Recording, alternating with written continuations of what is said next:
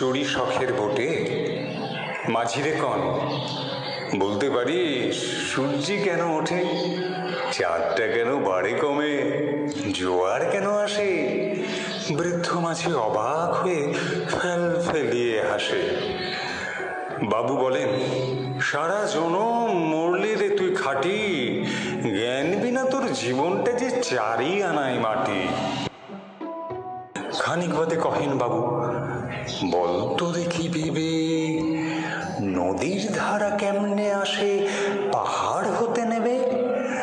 বলতো কেন লবণ পোড়া সাগর ভরা পানি?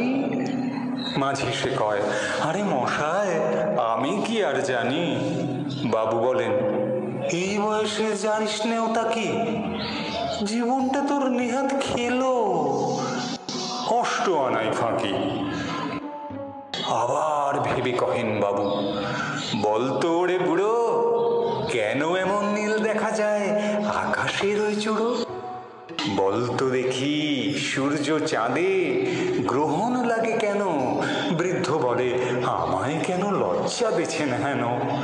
বাবু বলেন, বলবো কি আর, বলবো তোকে কি তা, দেখছি এখন জীবনটা তোর 12 আনাই বৃথা।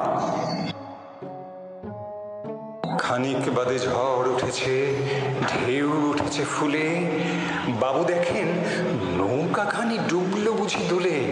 মাঝিরে কন, এ কি আপদ, ওরেও ভাই মাঝি, ডুবলো নাকি নৌকো এবার, মরবো নাকি আজি?